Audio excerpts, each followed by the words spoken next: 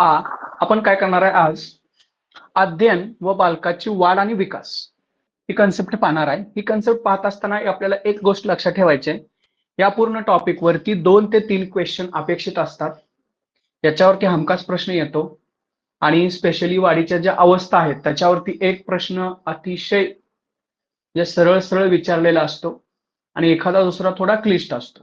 परंतु वाढीच्या अवस्थावरती म्हणजे जे आपण आता पाहणार आहे त्याच्यावरती एक प्रश्न असतोच, त्याच्यामुळे ते व्यवस्थित करायचं आहे. त्याच्याबरोबर विकासाच्या काही उपपत्ती आहेत त्याच्यामधून एक प्रश्न असतो आणि इतर विकासाची काही वैशिष्ट्ये आहेत त्याच्यावरून एक प्रश्न असतो. साधारणतः 2 ते 3 प्रश्न आपल्याला या टॉपिकवरती विचारलेले असतात, हे सांगितलं मी. त्याच्यानंतर बालकाची वाढ व विकास हे दोन्ही शब्द आपण एकाच अर्थाने जरी वापरत असलो तरी त्यांच्यामध्ये मूलभूत फरक आहे. वाढ ही संख्यात्मक बदल दर्शवते, त्यामुळे वाढ भौतिक परिमाणात मोजता येते. विकास हा गुणात्मक बदल दर्शवतो, त्यामुळे तो मोजता येत नाही.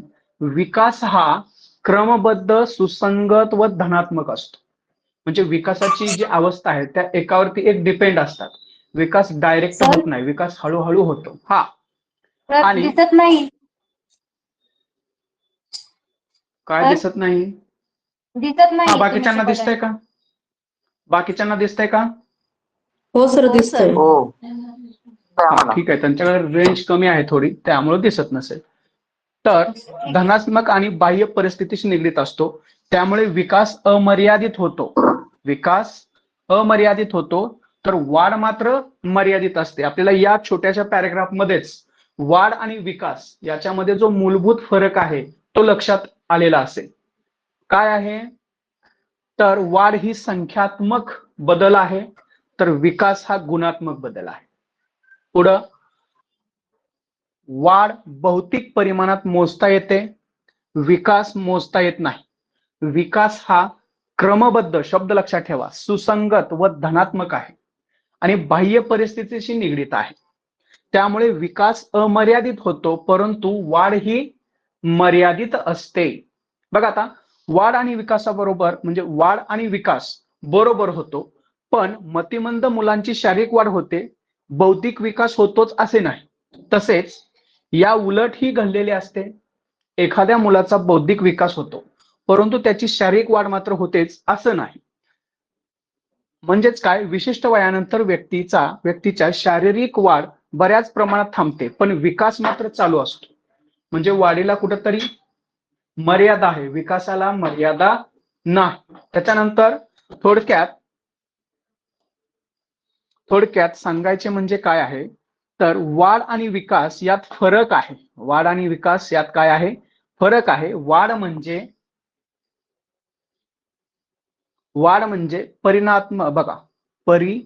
परिणामात्मक व मोजता येईल असा बदल होय. शरीराचे वजन आणि आकारमान वाढते, ते आपण मोजता येते, आपणास मोजता येते. व्यक्तीची उंची वाढते, ते आपण सेंटीमीटर मध्ये मोजतो, नोंद ठेवतो. वजन, आकारमान, उंची इत्यादी गोष्टींचा समावेश आपण वाढीमध्ये करतो. कशामध्ये? बघा, वजन, आकारमान आणि उंची या गोष्टींचा आपण समावेश कसा करतो? वाढीमध्ये करतो. शरीराचे तापमान आपण मोजू शकतो. वाढलेले किंवा कमी झालेले तापमान सेंटीग्रेड किंवा फॅरनहाइट मध्ये मोजून आपणास नोंदवता येते. शारीरिक वाढीमध्ये हृदयाचे आकारमान वाढते तर हृदयाचे आहे. वजन वाढते, हाडांची लांबी वाढते, त्यांचे वजन वाढते. या सर्व गोष्टींचा समावेश आपण वाढ या प्रकारात करतो. मेंदूची वाढ झाली की स्मरणशक्ती क्षमता वाढते. वाढ हा शब्द आकाराने मोठा होणे किंवा वजनाने किंवा वजनाच्या संदर्भात सामान्यपणे वापरलेला आपल्याला दिसतो. आता विकास बघूया. विकास काय आहे? विकास हा गुणात्मक आहे, तो संख्यात्मक नाही. प्रत्येक व्यक्तीच्या विकासाचा वेग सारखा नसतो. विकासाचे ठराविक टप्पे असतात. महत्वाचं आहे, काय असतात? ठराविक टप्पे असतात. विकास सुसंगतपणे होतो. प्रगतीच्या स्वरूपात बदल होण्याची प्रक्रिया म्हणजे विकास. व्यक्ती आणि वातावरण यात आंतरक्रिया होते व त्यामुळे विकास घडून येतो. विकास हा शब्द आपणास गुणधर्मात होणाऱ्या बदलांची जाणीव करून देतो. कशात होणाऱ्या बदलांची जाणीव आहे विकास हा? गुणधर्मात. विकास वाढीच्या तुलनेत व्यापक असतो. विकास हा वाढीच्या तुलनेत कसा असतो? व्यापक असतो. अशी संकल्पना आहे. विकास म्हणजे बदल असला तरी तो धनात्मक असतो. विकास हा वाढीप्रमाणे भौतिक परिणाम मोजता येत नाही. परिणामात असं आहे ते. विकासातील बदल हे सुधारणात्मक असतात. मेंदूची वाढ झाली की स्मरणशक्ती वाढते, निर्णय क्षमता सुधारते. हे विकासात्मक बदल होत.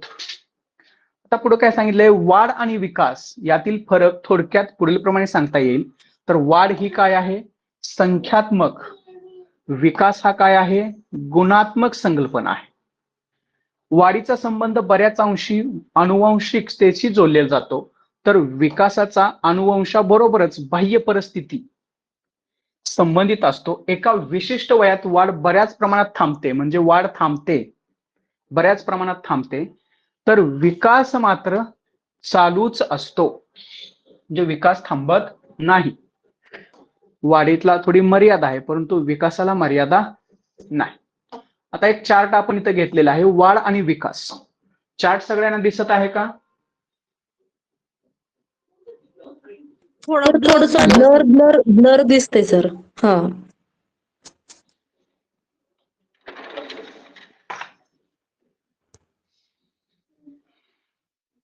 ब्लर दिसतंय का? हा, आता दिसतंय का? नाही सर. ठीक आहे. हा. नाही सर. हा, तर ठीक आहे, पाठवतोच मी तुम्हाला. वाढ आणि या बाजूला आहे विकास. त्याच्यानंतर शरीराच्या विशिष्ट भागातील बदलाला वाढ म्हणतात. कशाला? शरीराच्या विशिष्ट भागातील बदलाला वाढ म्हणतात. विकास ही संज्ञा वापरली जाते तेव्हा संपूर्णपणे अवयवाचा विकास असतो. शरीराच्या आकारमानात बदल होतो. शरीराच्या आकारमानात बदल होतो आणि हा बदल पेशींच्या वाढत्या संख्येमुळे किंवा पेशींच्या आतील घटकांमधील वाढीमुळे दिसत असतो. तसं विकासामध्ये काय आहे? विकास शरीर संरचना आणि कार्य यातील परिपक्वतेमुळे बदल होतात. पुढे काय आहे? वाढ हा संख्यात्मक बदल आहे. आता आपण पाहिलं, उदाहरणार्थ उंची, वजन यात वाढ होते. विकास म्हणजे संख्यात्मक व गुणात्मक बदल आहे. विकास म्हणजे कसा आहे?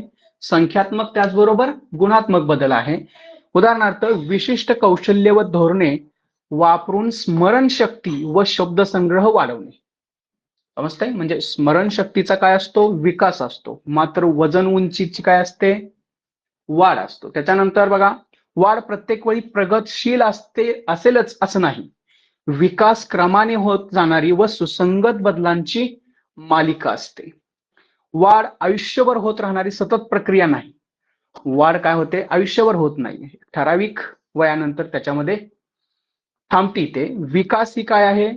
गर्भधारणेपासून ते मृत्यूपर्यंत, अतिशय महत्वाचा आहे. विकास हा गर्भधारणेपासून ते मृत्यूपर्यंत सतत चालणारी प्रक्रिया आहे. वाढीमध्ये होणारे बदल मोजता येतात. वाढीमध्ये होणारे बदल काय करता येतात? आपल्याला मोजता येतात. उदाहरणार्थ उंची, वजन. विकासातील बदल जे संख्यात्मक गुणात्मक असतात ते मोजता येत नाहीत. त्यांचे निरीक्षण वर्तनातून किंवा कामगिरीवरून करू शकतो. वाढ झाली तरी विकास होईलच. बघा, वाढ होऊ शकते परंतु विकास होईलच असे नाही.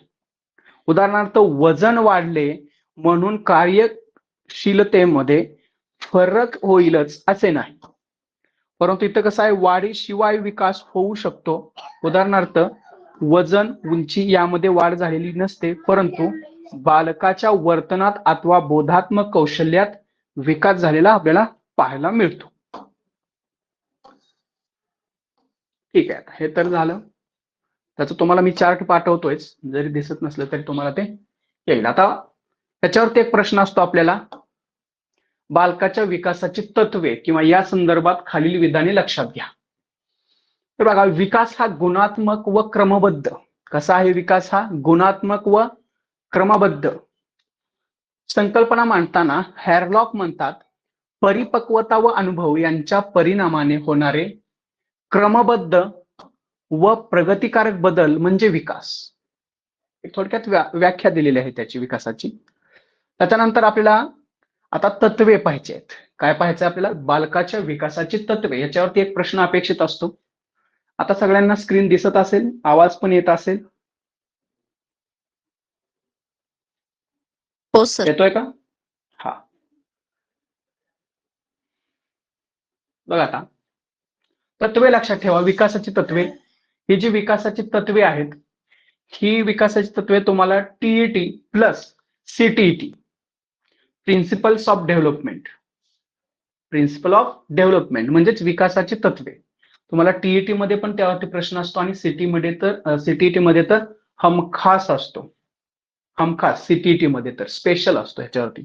तर लक्षात घ्या, जे तत्वे आहेत महत्वाचे पॉइंट आहेत, त्याच्यानंतर त्याचं थोडं स्पष्टीकरण दिलेलं आहे. ही सगळी तत्वे व्यवस्थित करा, तुम्हाला त्याचा फायदा होईल. बघा आता, विकास सातत्याने चालणारी प्रक्रिया आहे. कसा आहे? विकास सातत्याने, हा शब्द महत्वाचा आहे. बघा, विकास ही प्रक्रिया सतत परंतु कमी अधिक गतीने चालू राहते. जीवनातल्या प्रत्येक क्षणी व्यक्ती नवा अनुभव घेत असतो. या नवीन अनुभवालाच प्रत्येक व्यक्तीचा विकास परंतु संत गतीने होत असतो. उदाहरणार्थ बघा, जीवनातील समस्या सोडवताना तर्क करणे, विचार करणे, अनुमान काढणे किंवा निर्णय घेणे काय आहे? करणे, अनुमान काढणे, निर्णय घेणे, यातूनच भौतिक विकास होत असतो. पहिल्या मुद्द्यातून आपल्याला काय समजतंय की विकास सातत्याने चालणारी प्रक्रिया आहे. हा आपला पहिला पॉइंट आहे. बघा, सतत परंतु कमी अधिक गतीने चालू राहते. जीवनातल्या प्रत्येक क्षणी व्यक्ती नवा अनुभव घेत असते. या नवीन अनुभवातूनच प्रत्येक व्यक्तीचा विकास होत असतो, परंतु संत गतीने होत असतो. उदाहरणार्थ, जीवनातील समस्या सोडवताना तर्क करणे, विचार करणे, अनुमान काढणे, निर्णय घेणे, यातूनच भौतिक विकास होत असतो. तर पुढे जाऊया आपण. विकास हा कसा असतो? सांगा, विकास हा कसा असतो? क्रमबद्ध प्रक्रिया. पहिला होता सातत्याने चालणारी प्रक्रिया आहे. दुसरा आहे क्रमबद्ध आहे. बघा, लहान मुलांच्या विकासाचे निरीक्षण केले असता आपल्या लक्षात येते की विकास हा विशिष्ट क्रमाने होतो. कसा होतो? विशिष्ट क्रमाने होतो. उदाहरणार्थ, लहान मूल एकदम धावायला लागत नाही, म्हणजे एकदम पळायला सुरुवात करत नाही. त्यासाठी त्याच्या जीवनक्रमात टप्प्याटप्प्याने क्रमबद्ध विकास होत असतो. त्यानुसार प्रथम ते कुशीवर वळते, नंतर पालते, पडते, बसते, आधाराने उभे राहते, मग एक एक पाऊल पुढे टाकते, चालते, भराभरा चालते. त्यानंतर म्हणजे कसा आहे तो? टप्प्याटप्प्याने वाढणारा विकास. टप्प्याटप्प्याने वाढणारा विकास आहे. ठीक आहे. त्याच्यानंतर तिसरा आणि महत्वाचा मुद्दा आहे त्याच्यातला, विकास हा काय होत असतो? स्थूलाकडून सूक्ष्माकडे. पहिलं सातत्य, दुसरं क्रमबद्ध, तिसरं आहे स्थूलाकडून सूक्ष्माकडे. बघा, विकास हा सामान्याकडून विशिष्टाकडे होतो.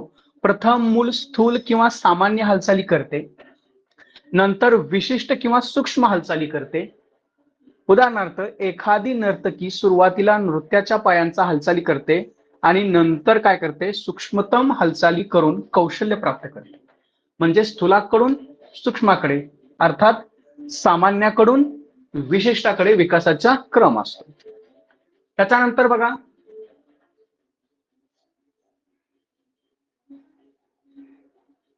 आवाज येत आहे माझा सगळ्यांना? हो सर, येतोय. तर विकासाची भिन्न भिन्न गती असते, म्हणजे वेगवेगळी गती असते. भिन्न भिन्न म्हणजे काय?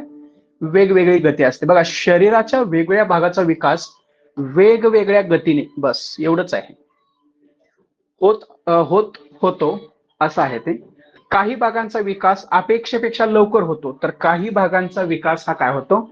उशिरा होतो. उदाहरणार्थ, किशोरावस्थेपर्यंत नाक, हात, पाय यांचा विकास पूर्ण होतो. त्यात तुलनेत मानेखालचा भाग, धडाखालचा भाग उशिरा विकसित होतो. म्हणजे विकास होत असताना तो काय सगळ्याच भागाचा एका ह्याच्यात होत नाही, तर त्याची भिन्न भिन्न गती आहे. काही भागांचा लवकर होईल, काही भागांचा उशिरा होईल, हा मुद्दा आहे. त्याच्यानंतर पुढे जाऊया. 5वा, विकास हा कसा आहे? परस्परावलंबी. हा शब्द महत्वाचा, परस्परावलंबी आहे. बघा, विकासाची विविध अंगे असतात, परस्परांशी संबंधित असतात. जसं शारीरिक विकास, मानसिक विकास, बौद्धिक विकास, भावनिक विकास, सामाजिक विकास आपल्या गतीने होत असतात, पण ते परस्पर पूरक असतात, म्हणजे एकमेकांवरती डिपेंड असतात, परावलंबी किंवा परस्पर अवलंबी. उदाहरणार्थ शारीरिक विकास मंदावला तर त्या व्यक्तीचे सामाजिक व भावनिक विकासही त्या प्रमाणात कमी झालेला दिसून येतो. म्हणजे शारीरिक, मानसिक, बौद्धिक, भावनिक, सामाजिक या विकासाचा एकमेकांवरती परिणाम होतो. तुम्हाला प्रश्न येईल की विकासासंदर्भात खालील विधाने लक्षात घ्या किंवा खालीलपैकी कोणती विधाने योग्य आहेत. तर तुम्हाला यापैकी असे येईल की शारीरिक, मानसिक, बौद्धिक, भावनिक व सामाजिक विकास आपल्या गतीने होत असतो, तर येस म्हणायचं. होत नसतो तर नो म्हणता येईल. समजताय? त्याच्यानंतर व्यक्तिभेदानुरूप विकास प्रक्रिया आहे. तर प्रत्येक व्यक्तीचं विकास हा काय असतो? वेगवेगळ्या प्रक्रिया आहे. प्रत्येक व्यक्ती ही दुसऱ्या व्यक्तीपेक्षा भिन्न असते, पहिली गोष्ट. त्यामुळे प्रत्येक व्यक्तीचा विकासाचा वेग व गती, प्रत्येक व्यक्तीच्या विकासाचा वेग व गती भिन्न भिन्न असते, म्हणजे वेगवेगळे असते. हा मुद्दा काय आहे? प्रत्येक व्यक्तीच्या विकासाची जी गती आहे किंवा वेग आहे तो काय असतो?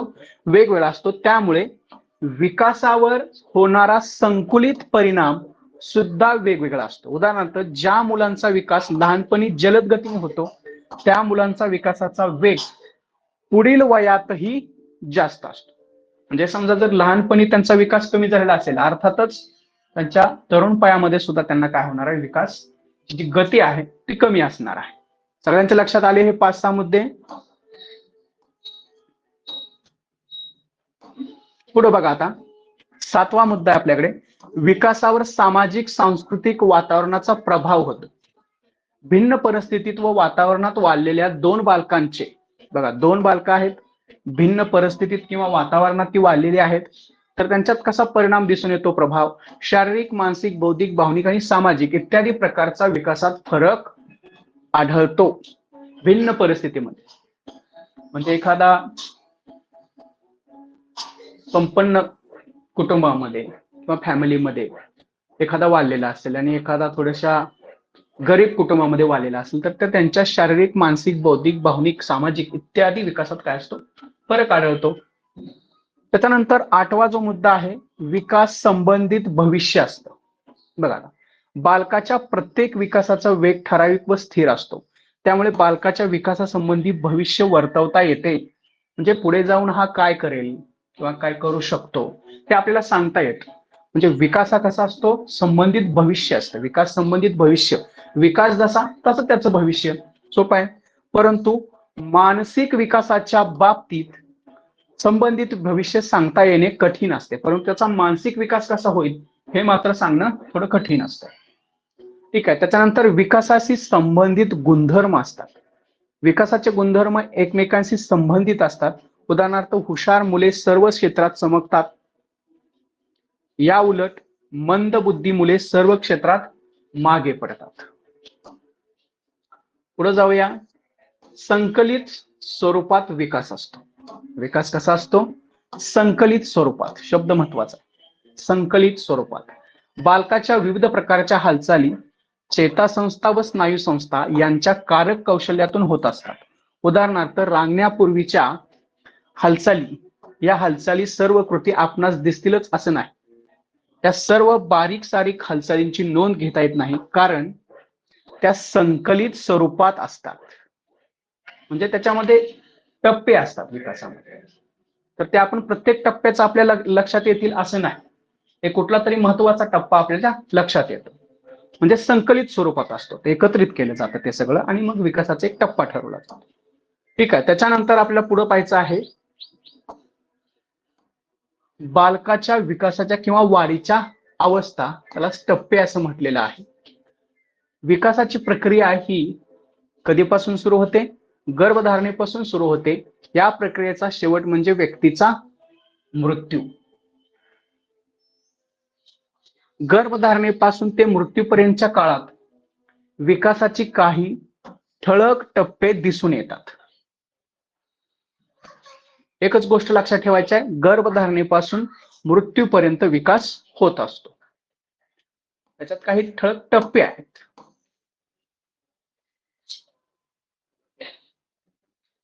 ठीक आहे, आता बघा स्क्रीन सगळ्यांना दिसत आहे?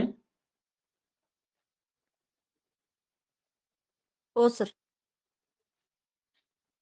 ठीक आहे, मग आता विकासाच्या अवस्था इथं सांगितलेलं आहे. काय सांगितलेलं आहे? विकासाच्या अवस्था किंवा विकासावस्था. एक आहे जन्मपूर्व अवस्था, दुसरा आहे जन्मोत्तर अवस्था. बघ आता जन्मपूर्व पहिल्यांदा आपण पाहूया. तर साधारणतः 250 ते 300 दिवस जन्मपूर्व अवस्था असते. त्याच्यामध्ये जननावस्था 0 ते 2 आठवडे असते. गर्भावस्था 2 ते 10 आठवडे असते. भ्रूणावस्था 10 ते जन्मापर्यंत. भ्रूणावस्था. सगळ्यांच्या लक्षात आलंय हे? जन्मपूर्व अवस्थामध्ये टोटल 250 ते 300 दिवसांची ही अवस्था असते. त्याच्यामध्ये सुरुवातीची जी पहिली आहे ती आहे जनन अवस्था 2 आठवड्यापर्यंत, गर्भावस्था 2 ते 10 आठवड्यापर्यंत आणि भ्रूणावस्था 10 आठवडे ते जन्मापर्यंत. त्याच्यानंतरची एक अवस्था आहे इथं अर्भकावस्था. ही आहे जन्मापासून 1 महिन्यापर्यंत. म्हणजे टोटल झाल्या 4 अवस्था. जन्मपूर्व अवस्था किती आहेत? 4 आहेत. आणि त्याचा क्रम सुद्धा लक्षात ठेवा. जनन अवस्था, गर्भावस्था, भ्रूणावस्था आणि अर्भकावस्था. सगळ्यांच्या लक्षात येतंय? हे लक्षात घ्या, याच्यावरून प्रश्न असतो आणि स्पेशली पेपर नंबर 1 मध्ये असतो या गोष्टींवरून. आता मी म्हटलं पेपर नंबर 1 मध्ये असतो म्हणून पेपर नंबर 2 वाल्याने याच्याकडे बघायचंच नाही असं बिलकुल नाही त्याचा अर्थ, बरं का.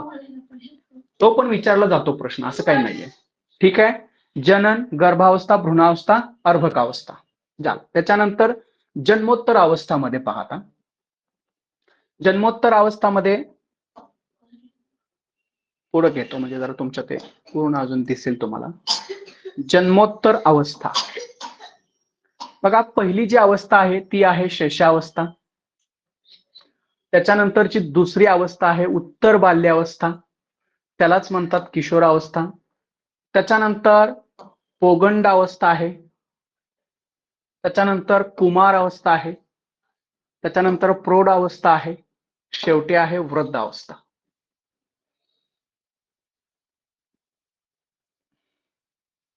आता बघा शैशवावस्था. शैशवावस्था म्हणजे 1 महिना ते 2 वर्ष.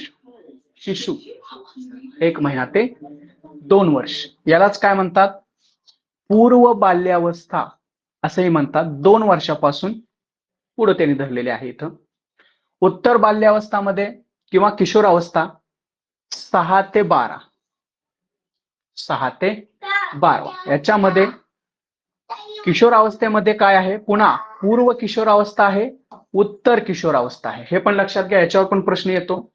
किशोरावस्था अर्थात उत्तर बाल्यावस्था आणि ही जी आहे शैशवावस्था ही काय आहे? पूर्व बाल्यावस्था आहे. आता उत्तर बाल्यावस्थामध्ये काय आहे? किशोरावस्था, त्याचंच पुन्हा पूर्व किशोरावस्था किती आहे? 6 ते, हे स्पेशली लक्षात ठेवा. आणि उत्तर किशोरावस्था 9 ते 12. 6 ते 9 पूर्व किशोरावस्था आणि 9 ते 12 उत्तर किशोरावस्था. आणि ह्या पूर्ण किशोरावस्थेलाच काय म्हणतात? उत्तर बाल्यावस्था सुद्धा म्हणत असतात. त्याच्यानंतर पौगंडावस्था फक्त 12 ते 14, 2च वर्ष. त्याच्यानंतर कुमार अवस्था आहे. कुमार अवस्था 14 ते 21 वर्ष. त्याच्यामध्ये पूर्व कुमार अवस्था आणि उत्तर कुमार अवस्था. 14 ते 21 मध्ये पुन्हा 2 टप्पे आहेत. 14 ते 16 पूर्व कुमार अवस्था आणि 16 ते 21 उत्तर कुमार अवस्था. त्याच्यानंतर तारुण्य अवस्था असते 21 ते 40. 21 ते 40. त्याच्यानंतर प्रौढावस्था आहे आपल्याकडे 40 ते 60 वर्ष. आणि 60 वर्षानंतर काय होतं, वृद्धावस्था असते. आता त्याच्यावरती आपण बघा, वृद्धावस्था 60 नंतर असते, हे लक्षात राहण्यासारखं आहे, त्याच्यात काय प्रॉब्लेम नाहीये. प्रौढावस्था 40 ते 60 लक्षात ठेवा. त्याच्यानंतर कुमारावस्था 14 ते 21. अगोदर काय करायचं आपल्याला, शेष अवस्था 1 महिना ते 2 वर्ष, हे लक्षात ठेवायचं. उत्तर बाल्यावस्था, त्यालाच किशोरावस्था म्हणतात, 6 ते 12 आणि पुढे 6 ते 9. याच्यामध्ये एक पूर्व किशोरावस्था, दुसरी आहे उत्तर किशोरावस्था. पौगंडावस्था सगळ्यांच्या लक्षात राहील 12 ते 14.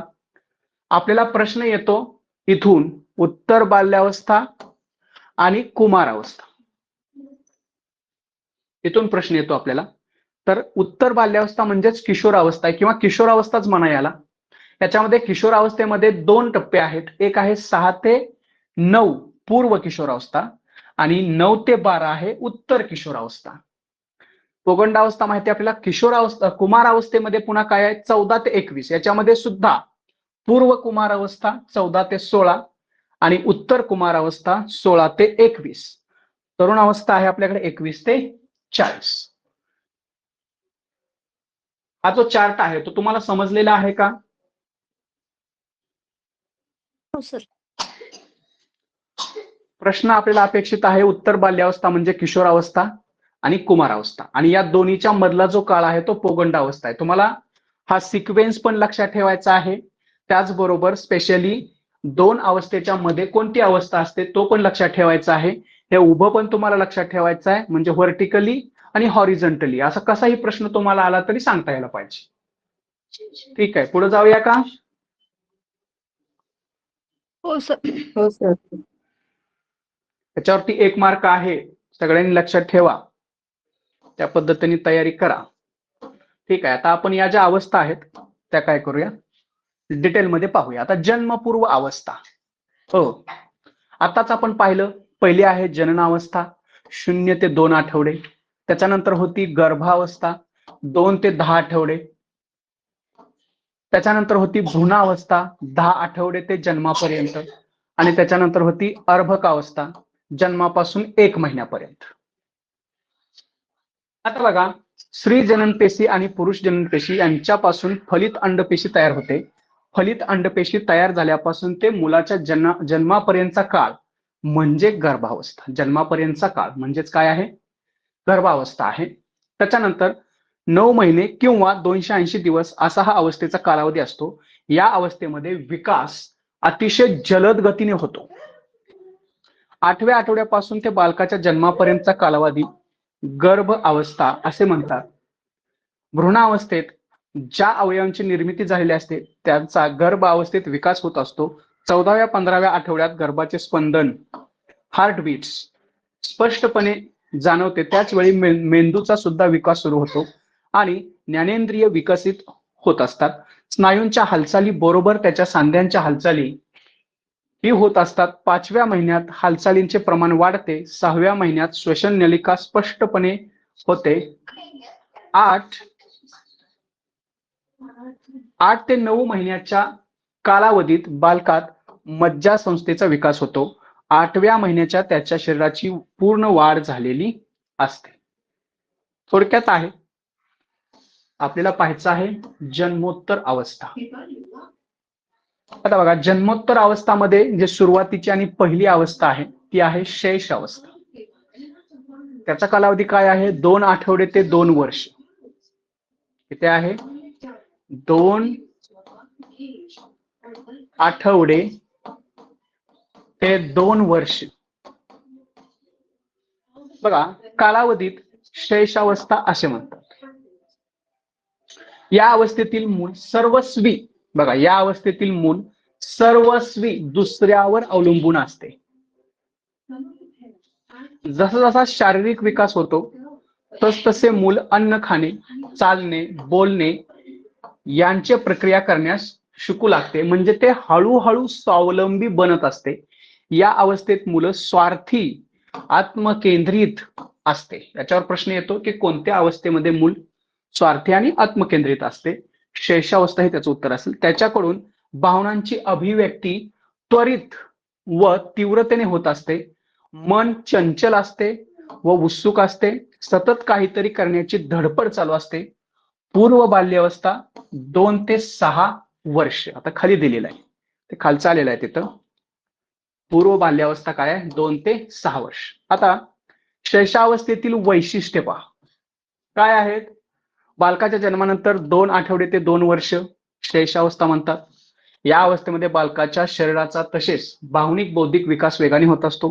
पहिल्या 2 वर्षात हा विकास अधिकच वेगळी किंवा वेगळे होताना दिसतो, विकास वेगाने होताना दिसतो असं आहे ते.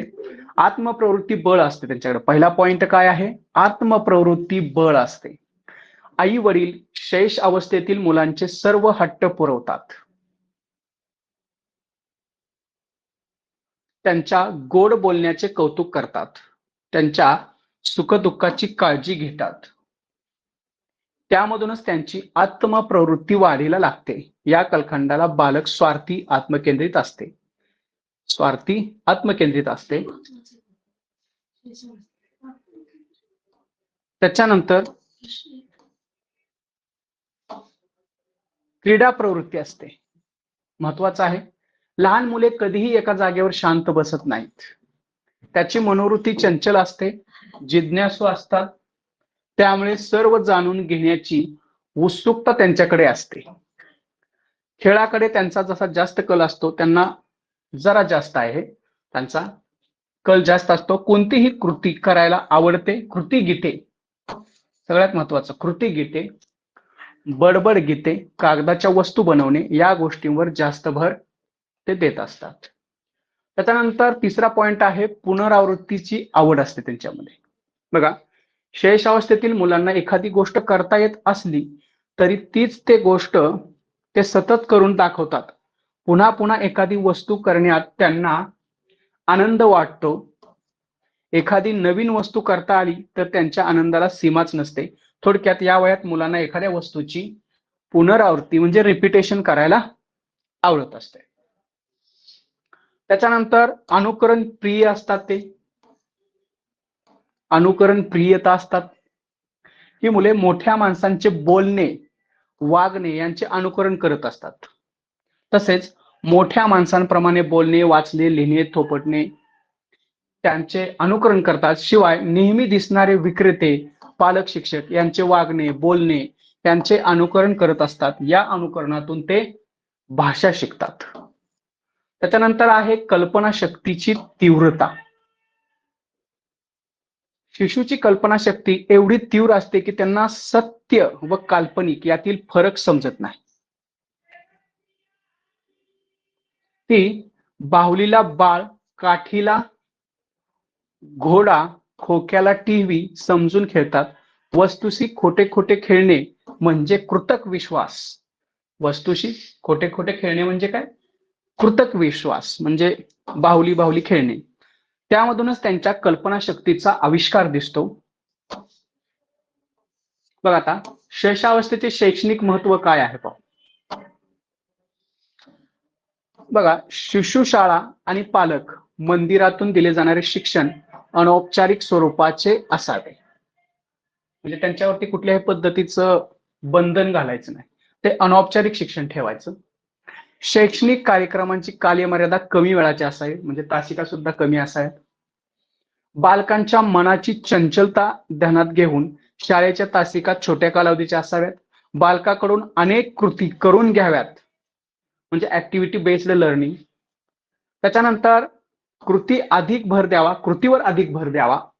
कागद कापणे, खेळणे, गाणी म्हणणे, चित्र काढणे, रंगवणे इत्यादी कृतीवर भर द्यावा. त्याच्यानंतर बडबड गीते, सांघिक गीते, कृतीयुक्त गीते जसं जॉनी जॉनी म्हणण्याची संधी उपलब्ध करून द्यावी. बालकांना चांगल्या सवयी लावाव्यात. स्वच्छता ठेवण्यास शिकवावे. विद्यार्थ्यांना गोष्टी सांगाव्यात, अतिशय महत्वाचं आहे. एकमेकांशी सहकार्य करण्याची संधी उपलब्ध करून द्यावी. ठीक आहे, हे झालं त्याचं शैक्षणिक महत्व. आता जे आपल्या एक्झाम साठी बघा, किशोरावस्था आहे 6 ते 12 वर्ष किशोरावस्था. त्याच्यापैकी पूर्व किशोरावस्था 6 ते 9 आहे. उत्तर किशोरावस्था 9 ते 12. बघा, किशोरावस्था सामान्यपणे 6 ते 12 वर्षापर्यंत असते. या अवस्थेलाच उत्तर बाल्यावस्था असेही म्हणतात. त्या काळात बालकांची शारीरिक मानसिक वाढ होण्यास मदत होते. बालकांच्या सामाजिक विकासाची सुरुवात याच कालावधी होते, कारण पालक शाळेत जात असल्यामुळे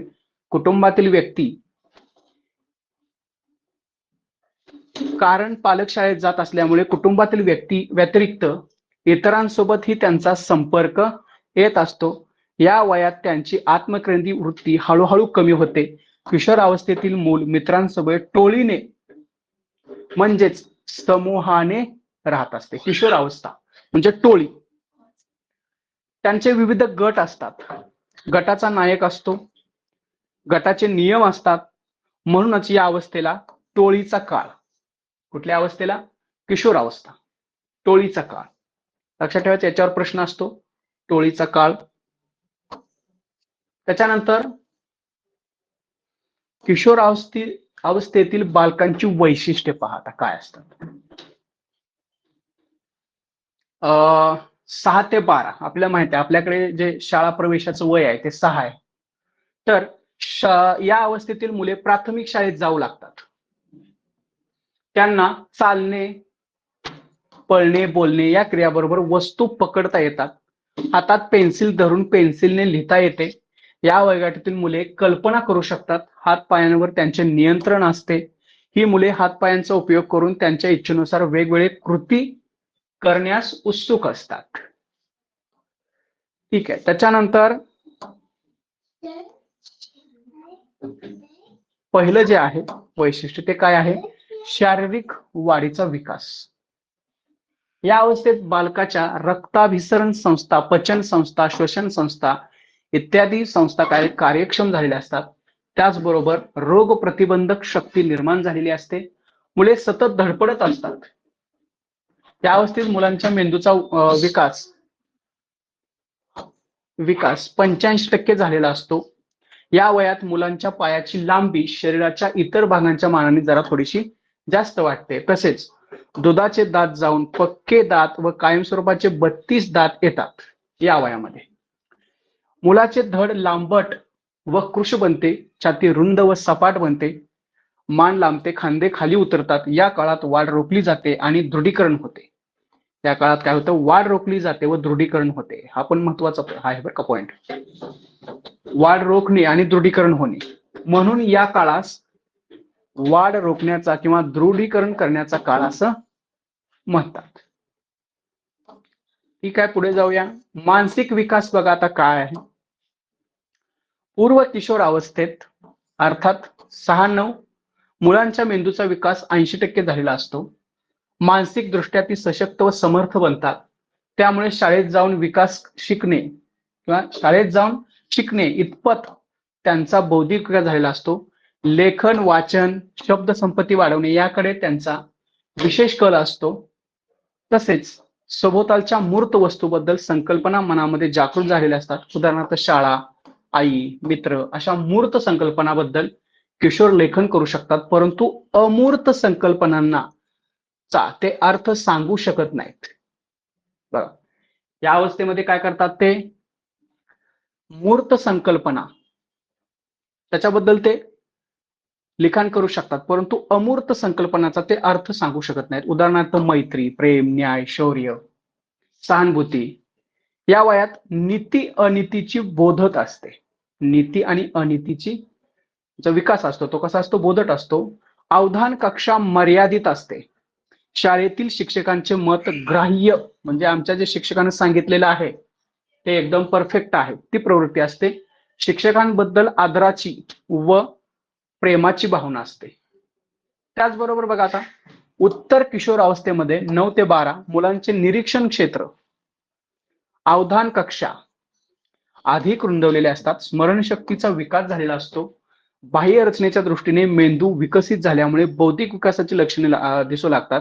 उदाहरणार्थ कोडी, प्रश्न आणि समस्या सोडवणे इत्यादी. क्रीडा व अनुकरण या त्यांच्या वयातील सामान्य प्रेरणा असतात. तसेच अमूर्त संकल्पनांना सांगता येऊ लागतात. बघा, पूर्व किशोरावस्थेमध्ये अमूर्त संकल्पनांविषयी त्यांना जास्त काही सांगता येत नाही, परंतु उत्तर किशोरावस्थेमध्ये मात्र काय झालेलं असतं, त्यांच्या अमूर्त संकल्पनाचा जो विकास आहे किंवा सांगण्याचा जो विकास आहे तो त्यांच्यामध्ये डेव्हलप झालेला असतो. त्याच्यानंतर संघ प्रवृत्ती. संघ प्रवृत्ती मुख्य वैशिष्ट्य आहे. संघ प्रवृत्ती ह्या वयाचे मुख्य वैशिष्ट्य आहे, म्हणूनच या वयोगटाला काय म्हणतात, टोळी युग म्हणतात. संघ प्रवृत्तीचा जास्तीत जास्त उपयोग करून त्यांचा अभ्यास व कला यांचा विकास उत्तम प्रकारे साधता येतो. शाळेतील क्रीडा, नाटक, नृत्य, हस्तकला, चित्रकला या कलांचा किंवा अभ्यास गटाने केला जातो. या विषयांची स्पर्धा ठेवून प्रोत्साहन दिले जाते. एखाद्या कार्यक्रमाची पूर्वतयारी करून घेताना एक एक गटाकडे शांतता राखणे, शिस्त, सजावट, स्वच्छता, प्रार्थना, चहा पाणी वाटप अशा जबाबदाऱ्या एक संघ प्रवृत्ती उत्कृष्ट कार्य करण्याची संधी किशोरांना उपलब्ध होते. म्हणजे त्यांच्याकडे थोडंसं काम देणे, टीम मध्ये संघ प्रवृत्ती असते त्यांच्याकडे आणि ते चांगलं काम करतात. त्याच्यानंतर धडपड वृत्ती असते, त्यांची कृतिशीलता असते. त्यासाठी त्यांच्याकडे आपण काय केलं पाहिजे, प्रकल्प दिला पाहिजे, प्रदर्शनासाठी त्यांना नेलं पाहिजे, विविध स्पर्धांचे आयोजन करण्यास प्रोत्साहन दिलं पाहिजे.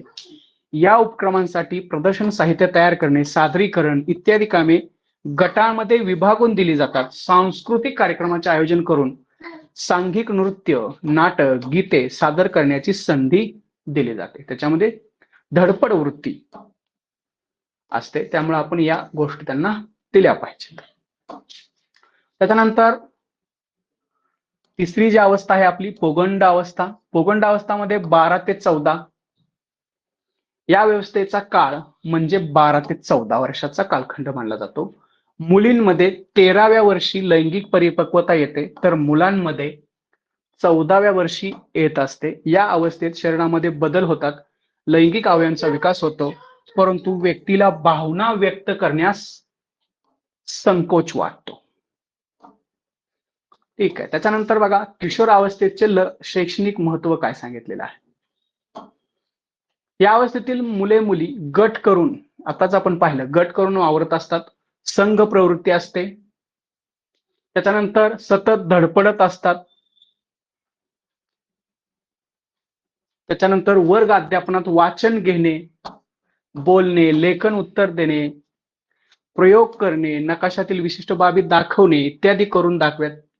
त्याच्यानंतर किशोरावस्थेतील मुले अनुकरणाने शिकत असतात, अनुकरण प्रिय असतात. ते शिक्षकांच्या अभ्यासू, व्यासंगी, विशाल दृष्टिकोनाचा आदर्श विद्यार्थ्यांपुढे असावा. विद्यार्थ्यांवर आदर्श संस्कार व्हावेत म्हणून या प्रकारचे आदर्श वर्तन शिक्षकाने करावे.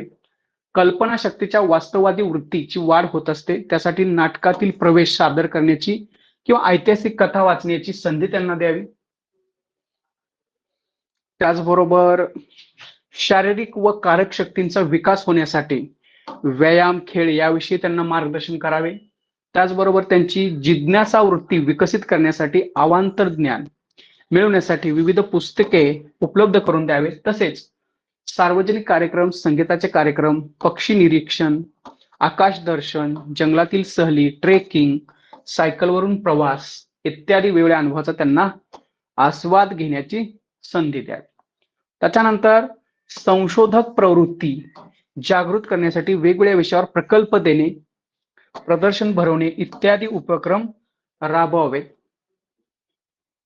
बौद्धिक विकासासाठी वक्तृत्व स्पर्धा, निबंध लेखन, त्याचबरोबर नाट्य स्पर्धा इत्यादींचे आयोजन करावे. हे पण महत्वाचं आहे. शैक्षणिक महत्व महत्वाचं असतं थोडंसं, परीक्षा दृष्टिकोनातून त्याच्यावरती प्रश्न असतो एखादा. त्याच्यानंतर आहे आपली चौथी अवस्था आहे. स्क्रीन दिसत आहे ना सगळ्यांना? बघा, चौथी जी अवस्था आहे आपली कुमार अवस्था. कोणती अवस्था आहे? कुमार अवस्था. आता बघा, कुमार अवस्थेतील 14 ते 16 वर्षाचे वय हा पूर्व कुमार अवस्थेचा कालखंड व 16 ते 21 वर्षाचे वय हा उत्तर कुमार अवस्थेचा कालखंड आहे. काय आहे? पूर्व कुमार अवस्था, उत्तर कुमार अवस्था. इथं पण दिलेला आहे पूर्व कुमार अवस्था, उत्तर कुमार अवस्था. तारुण्य अवस्था 21 ते 40. या अवस्थेत मुले चिकित्सक बनतात. चिकित्सक बनतात. अत्यंत संवेदनक्षम असतात. अहंकाराला म्हणजे मीपणाला धक्का बसलेला त्यांना आवडत नाही. त्याचबरोबर लैंगिक बदलांमुळे अंतरस्रावी ग्रंथीमधील बदलांमुळे कुमार अवस्थेतील मुलामुलींना भिन्नलिंगी व्यक्तीबरोबर सहजीवन जगावे अशी त्यांची इच्छा असते, परंतु सामाजिक सांस्कृतिक बंधनामुळे अडचण निर्माण होतो. कुमार अवस्थेचे पूर्व कुमारावस्था आणि उत्तर कुमारावस्था असे दोन भाग पडतात. आता याच्यामध्ये पण पुन्हा थोडस फरक आहे. किशोरावस्था आणि प्रौढावस्था यांच्या दरम्यानची अवस्था म्हणजे कुमार अवस्था. या अवस्थेला मानसशास्त्राने संक्रमण अवस्था म्हटलेलं आहे. काय म्हटलेलं आहे? संक्रमण अवस्था. कुमार अवस्थेत मुला मुलींचा नवा जन्म होतो, कारण या अवस्थेत नवी प्रवृत्ती, नवा दृष्टिकोन निर्माण होत असतो. जीवनाला योग्य वळण देणारी ही अवस्था असते. पुढे पाहूया यातून कुमारावस्थेची वैशिष्ट्ये. बघा, महत्वपूर्ण शारीरिक बदल असतात त्याच्यामध्ये. हे बदल शरीररचनेत होणारे लैंगिक बदल, अंतरस्रावी ग्रंथीतील बदल होय. म्हणजेच या काळात प्रजनन क्षमता विकसित होते. आचार विचार व भावना यात खळबळजनक परिवर्तन असतं. त्या काळात मुला मुलींमध्ये शारीरिक, मानसिक, सामाजिक, भावनिक बदल घडून येतात. त्याचे आचार विचार भावना यातही बदल होतात. या बदलांमुळे मुली आणि मुले गोंधळून जातात. त्यांचे वर्तन अस्थिर असते. वर्तन कसे असते? अस्थिर असते. त्याच्यानंतर मानसिक वादळाचा किंवा ताणतणावाचा कालखंड. याच्यावर प्रश्न असतो आपल्याला. परलिंगी व्यक्तीकडे आकर्षित होण्याचे प्रमाण या वयात जास्त असते. कुमार कुमारी आकर्षक दिसण्याचा प्रयत्न करतात. वास्तव व आदर्श सगळ्यात महत्वाचं आहे. काय? वास्तव व आदर्श यांची ओढाताण याच काळात सुरू होते. म्हणून या कालखंडाला काय म्हणतात? मानसिक वादळांचा व भावनिक ताणतणावाचा कालखंड मानला जातो. याच्यावर पण प्रश्न येतो की मानसिक वादळाचा काळ कोणता? कुमारावस्था सांगायचा. त्याच्यानंतर कुमारावस्थेचे शैक्षणिक महत्व काय आहे? तर या अवस्थेत मुले मुली यांच्यात भिन्न लिंगी व्यक्तीबद्दल आकर्षण वाटू लागते. एक प्रकारची चिंता व भीती मनामध्ये असते. शिक्षकांनी व पालकांनी त्यांना धीर देणे गरजेचे असते. काय केलं पाहिजे? आपण त्यांना धीर दिला पाहिजे. या मुलांना लैंगिक शिक्षणाची नितांत गरज असते. त्यांना मानसिक आधार देऊन त्याबरोबर नात्याने वागवणे, बरोबरीच्या नात्याने वागवणे जरुरीचे असते. कौमारी अवस्थेत मुले संस्कारक्षम असतात. त्यांची अवस्था नाजूक असते. त्यांना समजून घेण्याचा त्यांनी यापूर्वी प्रयत्न शिक्षकांनी व पालकांनी केला पाहिजे. त्यांच्या मतांची दखल घेतली पाहिजे. वारंवार उपदेशाचे डोस न देता, महत्वाचं आहे, वारंवार उपदेशाचे डोस न देता स्वातंत्र्य द्यायला हवे.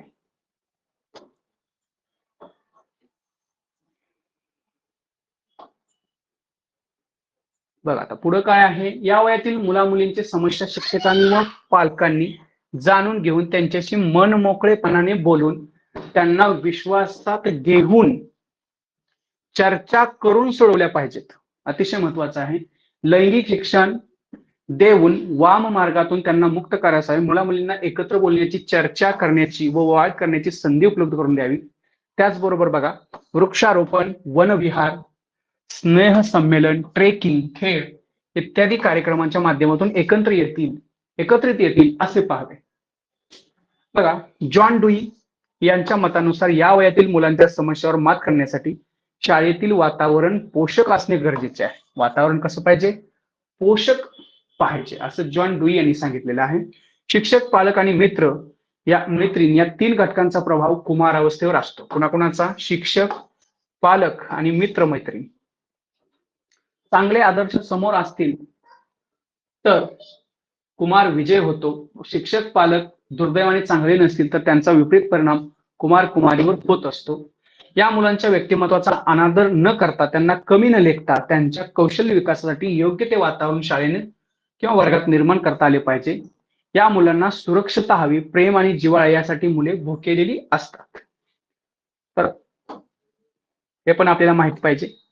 त्याच्या पुढचा आणि महत्वाचा जो भाग आहे, ज्याच्यावरती प्रश्न आपल्याला अपेक्षित असतो. स्क्रीन दिसत आहे सगळ्यांना? आवाज येतो आहे का?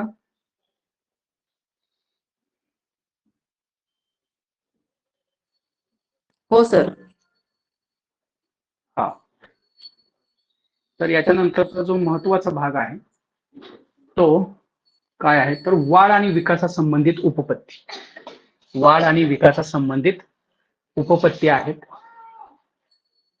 त्याच्यामध्ये पियाजे, कोहलबर्ग आणि फ्राइड या 3 व्यक्तींनी काय केलेलं आहे, वाढ आणि विकास या संबंधित उपपत्ती दिलेल्या आहेत. वाढ आणि विकासासंबंधात उपपत्ती वेगळ्या, अध्ययनाच्या उपपत्ती वेगळ्या, संक्रमणाच्या वेगळ्या. समजतंय? तर ह्या वेगवेगळ्या उपपत्ती आहेत. त्यापैकी आता आपण वाढ आणि विकासासंबंधित उपपत्ती पाहू. बघा, पियाजे यांची बौद्धिक विकासाची अवस्थात्मक उपपत्ती किंवा बौद्धिक विकास, एवढं लक्षात ठेवा. पियाजे यांची कुठल्या उपपत्ती आहे, बौद्धिक विकासाची अवस्थात्मक, म्हणजे त्याने काही अवस्था दिलेल्या आहेत, त्यावरती आपला प्रश्न असतो. तर stage theory of intellectual development of पियाजे असं त्यांनी त्या थेअरीला म्हटलेलं आहे. सन 1920 साली बुद्धिमापन कसोट्याचे काम करणाऱ्या डॉक्टर सायमन यांच्याबरोबर स्विस, कुठले होते ते, स्विस मानसशास्त्रज्ञ पियाजे यांनी कसोट्यांचे प्रमाणीकरण केले. हे काम करत असताना त्यांना काही वेगळे अनुभव आले. या अनुभवातूनच बौद्धिक विकासाच्या अवस्थात्मक उपपत्तीचा जन्म झाला. बघा, आता लहान मुलांची विचार प्रक्रिया मोठ्या मुलांच्या विचार प्रक्रियेपेक्षा खूप वेगळी असते. निरनिराळ्या वयोगटातील मुले निरनिराळ्या पद्धतीने विचार करत असतात. हे प्रथमतः पियाजे यांनी जाणले. कोणी जाणले? पियाजे यांनी. बुद्धीचा विकास निरनिराळ्या अवस्थांच्या श्रेणीनुसार होत असतो, हे त्याचे थोडक्यात दिलेलं आहे. काय आहे? बुद्धीचा विकास निरनिराळे अवस्थांच्या श्रेणीनुसार होत असतो, असे मत पियाजे यांनी मांडले. एखाद्या मुलांची विचार करण्याची पद्धत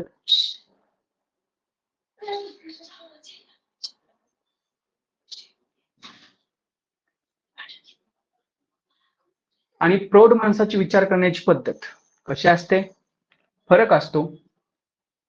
मूल वेगळ्या पद्धतीने, निराळ्या पद्धतीने विचार करते असे त्यांना आढळून आले. विचारांच्या निरनिराळ्या अवस्थातून बुद्धींचा विकास होत असतो. पियाजे यांनी बुद्धीच्या विकासाची कारणे शोधली. लहान वयात मुलांच्या भाषेला महत्व नसून क्रिया श्रेष्ठ ठरते. म्हणजे भाषेला महत्व नाही, क्रियेला श्रेष्ठत्व आहे. लहान मुलांच्या विचाराचा उगम त्याच्या स्वभाव प्रक्रियेत सामावलेला असतो. पियाजे यांनी आपल्या संशोधनामध्ये भावनेकडे दुर्लक्ष केले असे जाणवते. विचारावर व ध्यानावर भावनेचा पगडा असतो. पियाजे यांनी बुद्धीच्या रचनेवर तसेच स्वरूपावर विशेष भर दिलेला लक्षात येतो. या सर्व प्राथमिक संशोधनावरून पियाजे यांनी बुद्धी विकासाच्या 4 अवस्था निश्चित केलेल्या आहेत. पियाजे यांनी किती अवस्था सांगितल्या बुद्धी विकासाच्या? 4. त्या अवस्थांना विशिष्ट असा क्रम आहे. पुढील अवस्थेची सुरुवात अगोदरच्या अवस्थेतून होत असते. ठीक आहे, आता आपण त्यांची डायरेक्ट उपपत्ती पाहू. बघा, बुद्धी विकासाच्या अवस्था ही त्याची उपपत्ती आहे. तर त्याच्यामध्ये पहिली जी अवस्था आहे ती आहे संवेदक कारक अवस्था. ही अवस्था जन्मापासून 2 वर्षापर्यंत असते. भाषेला विशेष महत्व नसले तरी भाषा विकास या अवस्थेत होत असतो. या अवस्थेत वस्तुबोध विकास आणि कार्यकारण भाव ही वैशिष्ट्ये दिसून येतात. या कालावधीत बालक या गोष्टी संपादित करतो. बघा, पहिली जी अवस्था आहे जन्मापासून 2 वर्ष त्यांनी सांगितली, त्या अवस्थेचं नाव आहे संवेदक कारक अवस्था. आता या अवस्थेमध्ये त्यांना काय होतो? वस्तुबोध आणि दुसरं काय आहे? कार्यकारण भाव. 2 गोष्टी आहेत, वस्तुबोध आणि कार्यकारण भाव. म्हणजे ठराविक वस्तूला काय म्हणायचं ते, आणि कार्यकारण भाव म्हणजे समजा आपण असं केलं तर काय होतं ते कार्यकारण भाव. हे दोन्ही गोष्टी लक्षात ठेवायच्या, किंवा हे 3 मुद्दे यातले लक्षात ठेवा. त्याच्यानंतर दुसरी जी आहे क्रियात्मक पूर्व अवस्था. तुम्हाला विकासाच्या ज्या अवस्था आहेत त्याची नावं पण येतात, त्याचबरोबर केव्हापासून कुठपर्यंत होती आणि त्यामध्ये नेमका काय विकास होतो याच्यावर प्रश्न असतो. तर क्रियात्मक पूर्व अवस्था, बघा, या वस्तू क्रियात्मक पूर्व अवस्था या अवस्थेचा कालावधी 2 ते 7 वर्ष. किती वर्ष आहे? 2 ते 7 वर्ष. पुन्हा त्यातही 2 भाग पडतात, याच्यावरती प्रश्न येतो. पहिला भाग 2 ते 4 वर्ष आणि दुसरा भाग 4 ते 7 वर्ष. याच्यावर एकदा प्रश्न आलेला होता, वर्षाचा असतो. या अवस्थेत संबोध निर्मिती काय आहे? संबोध निर्मिती म्हणजे संकल्पना, संबोध. त्याच्यानंतर या दोन गोष्टींची तुलना करता येते व याच्यामध्ये काय करता येतं तुम्हाला?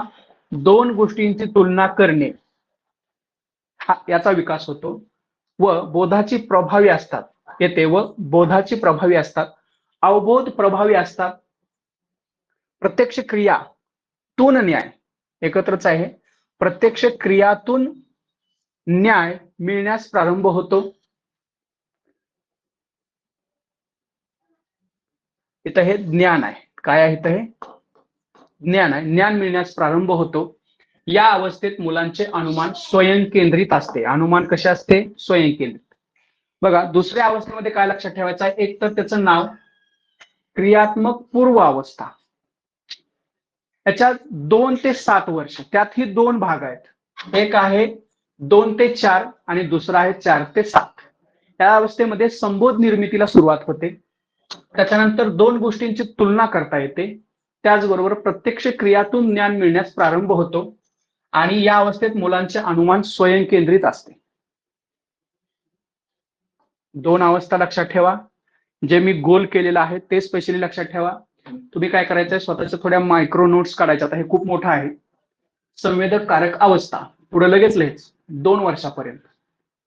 त्याच्यात काय होतं? वस्तू, बोध, विकास आणि कार्यकारण, भाव हे 3 शब्द लिहायचे. हे बाकीचं सगळं ड्रॉप करायचं. पुढे जाऊया. तिसरी जी अवस्था आहे, सगळ्यांचं लक्ष आहे इकडं. स्क्रीन दिसत आहे? आवाज येत आहे का? महत्वाचं आहे. तुम्हाला 1 मार्क टीईटी आणि सीटीईटी या दोन्ही एक्झाम मध्ये जर मिळवायचा असेल तर या 4 अवस्था व्यवस्थित करा. सीटीईटी मध्ये तर याच्यावरती हमखास प्रश्न येतो. विकासाचे तत्वे 100% प्रश्न असतो. सगळ्यांचं लक्ष इकडं आहे का? हो सर. हा.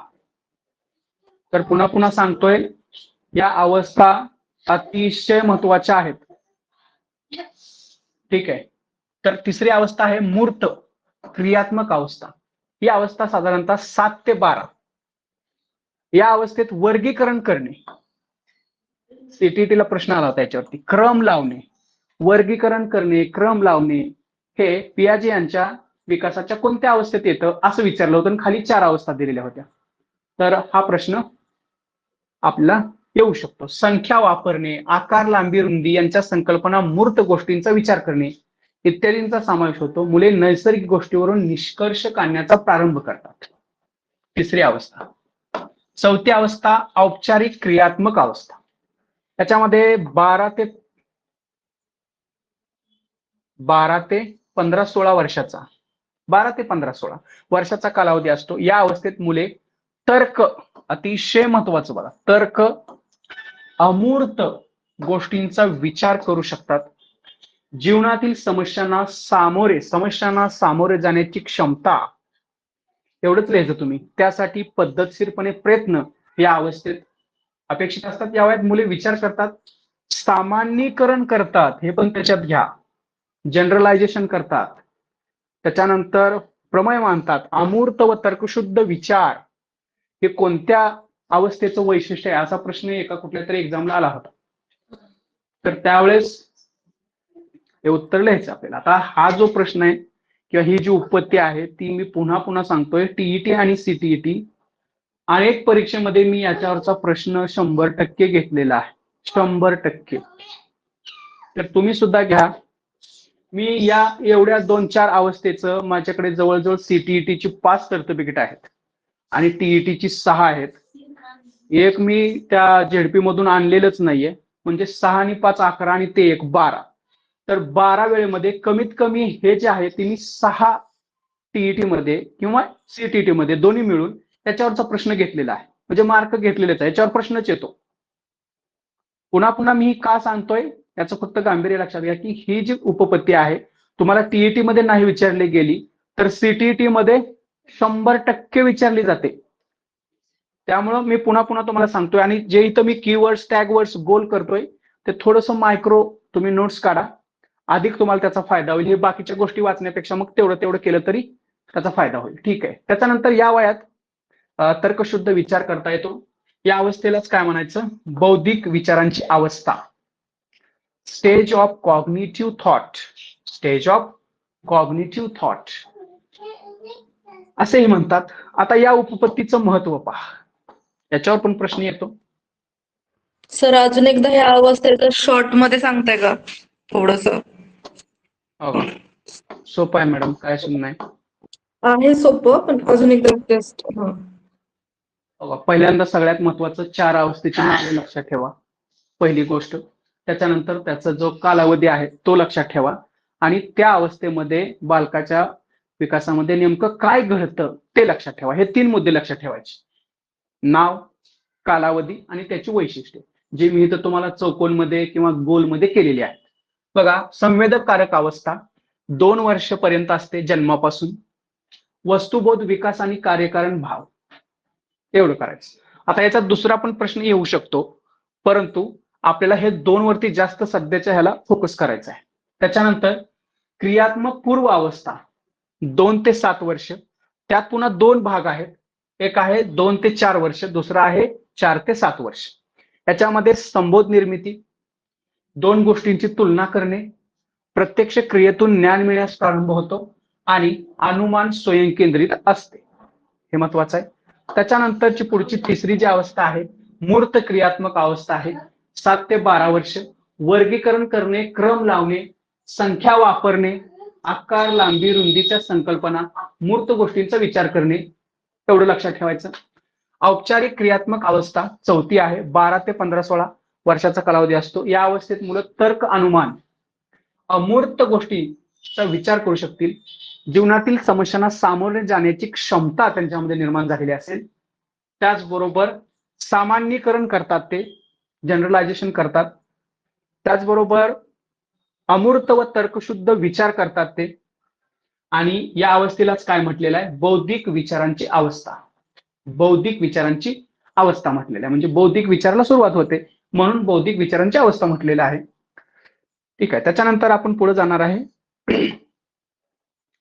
या उपपत्तीचं शैक्षणिक महत्व काय आहे, अध्यापनाच्या वेळी विशिष्ट क्रम राखला पाहिजे. अध्यापनाचे मूल्यमापन अत्यंत आवश्यक आहे. शाळेतील विद्यार्थी औपचारिकपणे विचार करतील असे गृहीत धरू नये. विद्यार्थ्यांची ज्ञानात्मक पातळी लक्षात घेऊन अध्यापन करावे. विद्यार्थ्यांच्या शिक्षकांशी, मित्रांशी आंतरक्रिया घडवाव्यात. आंतरक्रिया घडवण्यासाठी शिक्षकांनी उत्तेजन द्यावे. कल्पनांची देवाणघेवाणीतून विचार सुरू होतो. विद्यार्थी समस्यांची उकल करतील, नवीन संकल्पना किंवा कल्पना शोधतात. ठीक आहे. हा झाला आपला पहिला यातलं जी उपपत्ती आहे ती. त्याच्यानंतर पुन्हा एक असते उपपत्ती कोहलबर्ग यांची, आणि यांची मात्र काय आहे, नैतिक विकास, म्हणजे मोरल डेव्हलपमेंट. तुम्हाला माहिती असेल नैतिक विकास म्हणजे काय असतं, मोरल डेव्हलपमेंट. ठीक आहे. तर कोहलबर्ग यांनी हा सिद्धांत 3 पातळीवरती मांडला. यांचं पण तसंच आहे. किती पातळी आहेत, 3 पातळी आहेत. पातळी पहिली, सर्वसाधारणपणे 4 वय वर्ष ते 10 वर्ष, 4 ते 10 ही पातळी सोडून देते. या पातळीवर जे वाईट आहे त्याला शिक्षा. बघा, या पातळीत काय होतं, जे वाईट आहे त्याला शिक्षा आणि जे चांगले आहे त्याला पारितोषिक. एवढंच लक्षात ठेवायचं. पहिल्या पातळीमध्ये कोहलबर्गने काय सांगितलेलं आहे, जे वाईट आहे त्याला शिक्षा मिळते आणि जे चांगलं आहे त्याला पारितोषिक मिळतं. असं कुठल्या मानसशास्त्रज्ञाने सांगितलं असा पण प्रश्न येतो. तर त्यावेळेस कोहलबर्ग असतील, पियाजे असेल, वायगोस्की असेल किंवा इतर कोणाचं तरी नाव असेल. त्यापैकी अचूक नाव तुम्ही सांगायचं आहे कोहलबर्ग. वाईटाला शिक्षा, चांगल्याला पारितोषिक. त्याच्यानंतर या पातळीत पहिल्या टप्प्यात आज्ञापालन, शिक्षा, आज्ञापालन आणि शिक्षा म्हणजे हेच, जे वाईट आहे त्याला शिक्षा आणि चांगले आहे त्याला पारितोषिक. आज्ञापालन आणि शिक्षा यांना महत्व असते. अधिकारांची भीती व शिक्षण चुकवण्या, शिक्षा आहे बरं का, चुकवण्याचा प्रयत्न करणे हे या अवस्थेत आढळून येते. प्रयत्न करणे हे आढळून येते. दुसऱ्या टप्प्यात एकमेकांच्या मदत व सहकार्य करणे, पारितोषिक मिळवणे. दुसऱ्या टप्प्यात काय सांगितलेलं आहे? एकमेकांना मदत आणि सहकार्य त्या गोष्टींचा समावेश असतो. पारितोषिक पण लक्षात ठेवायच्या मध्ये. ठीक आहे. त्याच्यानंतरची याच्यातली दुसरी पातळी जी आहे ती आहे दुसरी पातळी, पारंपरिक पातळी म्हणतात त्याला. एक शब्द आहे कुठला? पारंपरिक पातळी. दुसरी पातळी आहे या त्या मातीत कुटुंब, समाज, राष्ट्राबद्दल प्रस्थापित परंपरा असतात, त्याबद्दलची निष्ठा बाळगली जाते. प्रस्थापित परंपरा म्हणजे राष्ट्रगीत सुरू झालं की उभा राहणे किंवा भाषण संपल्यानंतर जय महाराष्ट्र जय भारत म्हणणे असं. या पातळीच्या पूर्वार्धात म्हणजे पहिल्या टप्प्यात पूर्वीच्या संकेतानुसार दुसऱ्याला मदत करणे हे चांगले वर्तन मानले जाते, त्यानुसार कृती घडते. उत्तरार्धात म्हणजे दुसऱ्या टप्प्यात कायदा आणि सुव्यवस्था याचे पालन होते, म्हणजे नियम पाळायला सुरुवात करतात मुलं. सामाजिक धार्मिक परंपरा विचारात घेऊन त्यांचा आदर राखला जातो. इयत्ता 10वी पर्यंत ही अवस्था येते. इयत्ता 10वी पर्यंत दुसरी पातळी असते. आता जे तिसरी पातळी आहे, तिसरी पातळी, ही पातळी परंपरा पश्चात म्हणून ओळखली जाते. पारंपरिक पातळी आणि त्याच्यानंतर येणारी परंपरा पश्चात. या पातळीत स्वतः स्वीकारलेल्या तत्वात चांगले तत्व कोणते, नैतिक तत्व कोणते ही व्यक्ती ठरवते. स्वतंत्र निर्णय घेण्याची क्षमता प्राप्त होणे. पूर्वार्धात समाजाने दिलेल्या हक्काची जाणीव व्यक्तीला होते आणि उत्तरार्धात म्हणजे दुसऱ्या टप्प्यात कायदा आणि सुव्यवस्था यांचे पालन होते. विकास हा प्रवाहासारखा असतो, तो स्वतःसाठी चांगला मार्ग करून ठेवतो, तो पुढे पुढे वाहत जातो, उद्दिष्ट साध्य करतो. म्हणून आनुवंशिकता आणि परिसर या दोन्ही घटकांचा विकासावर परिणाम होत असतो. ही झाली दुसरी उपपत्ती. आता तिसरी एक उपपत्ती आहे. तर तिसऱ्या उपपत्तीमध्ये सिगमंड फ्रॉइड यांनी म्हणलेली व्यक्तिमत्व विकासाची संकल्पना. व्यक्तिमत्व विकास, फ्राईडची वाढ आणि विकास यांच्याशी संबंधित असलेली उपपत्ती व्यक्तिमत्व विषयक उपपत्ती अप्रतिम मनोविश्लेषणावर आधारलेली आहे. ही उपपत्ती म्हणजे त्यांच्या वैदिक क्षेत्रातील जवळजवळ 40 वर्षाच्या अनुभवाचे सार आहे. मानवाच्या मनाला बघा याच्यावरती प्रश्न येतो. मानवाच्या मनाला हिमनगाची उपमा दिली आहे त्यांनी. कशाची उपमा दिलेली आहे? हिमनगाची, आईसबर्ग. आता सगळ्यांना त्याचा दृष्टीस पडणारा भाग म्हणजे हिमनगाचा दृष्टीस पडणारा भाग म्हणजे बोधावस्था होय असं त्यांनी सांगितलं. हिमनगाचा मनाचा जो भाग दृष्टीस न पडणारा तो अबोध, अबोध, बोध आणि अबोध अवस्थेचा होय. अबोध मनात वासना, आवेग, संस्कृती साठवले जातात, त्याचा परिणाम विचारावर, पर्यायाने वर्तनावर होतो. अबोध स्थितीची जाणीव करून घेण्यासाठी त्यांनी मुक्त सहचार्य पद्धतीचा वापर केलेला दिसून येतो. फ्रायड यांनी मांडलेली व्यक्तिमत्व विषयक कल्पना सुप्तात्मा, बोधात्मा, विवेकात्मा कशावरती आधारित आहे?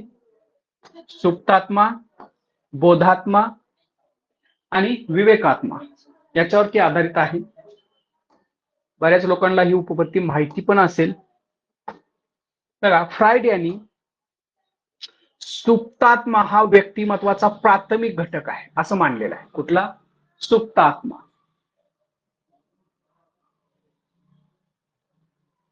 यात काय असतं बघा, सुप्तात्मामध्ये वासना, संस्कृती आणि दबलेल्या प्रवृत्ती यांचा समावेश होतो. सुप्तात्मा, वासना, संस्कृती, दबलेल्या प्रवृत्ती यांचा समावेश होतो. यामध्ये तर्कशुद्ध संघटना आढळून येत नाही. अबोधावस्थेचा संबंध असल्यामुळे त्याला मूल्यांची जाणीव नसते. समाधान मिळवणे एवढेच काम सुप्त आत्म्याकडून अपेक्षले जातो, म्हणजे ते चांगलं की वाईट हे त्याला कळत नाही. फक्त त्याला काय लागतं? समाधान. त्याला त्वरित समाधान हवे असते. त्याला त्वरित समाधान हवे असते. त्याला सुप्तात्मा म्हणतात. म्हणजे एखाद्याला गुटखा खायची सवय असेल तर त्याला कळत नाही ते वाईट आहे का चांगला आहे, पटकन ते खाणे म्हणजे सुप्तात्मा ते काम आहे. त्याला कळत नाही ते चूक आहे का बरोबर आहे का काय होईल त्याचा परिणाम काहीच नाही. फक्त इथं जे सांगितलेलं तुम्हाला मुलांची जाणीव नसते, त्वरित समाधान एवढं लक्षात ठेवा. सुप्तात्मा हा व्यक्तिमत्वाचा प्राथमिक घटक आहे. त्याला त्वरित समाधान हवे असते, इन्स्टंट. विचार करत नाही किंवा विचार केला तरी ते वाईट की कसं ते बघत नाही. ठीक आहे. त्याच्यानंतर बघू आपण आता इथे दिलेलं आहे व्यक्तिमत्व विकास, सिगमंड फ्रायड यांचा आहे. एक आईसबर्ग आहे, म्हणजे तुम्हाला हिम बर्फ असतो त्याच्यामध्ये. सुरुवातीला आपण पाहूया सुप्तात्मा. इथं दिलेला आहे बघा, ईड. ईड ईड म्हणजे काय? सुप्तात्मा. बोधात्मा म्हणजे काय? इगो. आणि विवेकात्मा म्हणजे काय? Super ego. Id, ego, super ego. सुप्तात्मा, बोधात्मा, विवेकात्मा. आता या बाजूला त्याचं दुसरं जे क्षेत्र आहे किंवा दुसरी जी मिती आहे ते आहे, सुप्तात्मा कसा असतो? जीवशास्त्रीय असतो, बायोलॉजिकल असतो. बोधात्मा मानसशास्त्रीय असतो. आणि विवेकात्मा हा काय असतो? सामाजिक असतो. त्याचबरोबर या पूर्ण ह्याला काय म्हटलेलं आहे? कामचेतना, म्हणजेच काय सांगितलेलं आहे? लिबिडो. आता बघा पुढे त्याचं डिस्क्रिप्शन दिलेलंच आहे, ते पाहू आपण. बघा आता इथं दिलेलं आहे कामचेतना म्हणजे लिबिडो. आता आपण पाहिलं हा सुप्त आत्म्याच्या रचनेतील छोटा पण अत्यंत प्रभावी असा भाग आहे. याचा संबंध कामवासनेशी असतो. कामवासनेलाही हा ताबडतोब तृप्ती हवी असते. अगदी सुरुवातीला ही कामचेतना आत्मकेंद्रीय असते, पण नंतर दुसऱ्या व्यक्तीशी संबंधित असते. बोधात्मा, सुप्तात्मा झाला आपला, आता बोधात्मा हा संघटित असून तो सुप्त आत्म्यावर नियंत्रण ठेवित असतो. म्हणजे सुप्तात्म्याला जरी वाटत असलं की हे करावं ते करावं, परंतु बोधात्मा त्याला सांगत असतो की करू नये किंवा त्याच्यावरती नियंत्रण ठेवत असतो. सुप्तात्मा नाश न पावता त्याचा हेतू कसा साध्य करावायचा या प्रयत्नाने बोधावस्था असते. बोधात्म्याला परिस्थितीच्या वास्तवतेची जाण असते. बघा बोधात्मा जो आहे त्याला हे सगळं समजत असते की बोधात्म्याला परिस्थितीच्या वास्तवतेची जाण असते. म्हणजे वास्तविकता काय, रियालिटी याला माहित असते. याला काय माहित असते? रियालिटी माहिती असते की आपण या गोष्टीमध्ये, या वातावरणामध्ये किंवा या परिस्थितीमध्ये अमुक एक गोष्ट करायला पाहिजे की नको, त्याला वास्तवतेची जाण असते. त्यामुळे कोणत्या गोष्टी कसे समाधान मिळवायचे या संबंधीचे योग्य निर्णय बोधात्मा घेत असतो.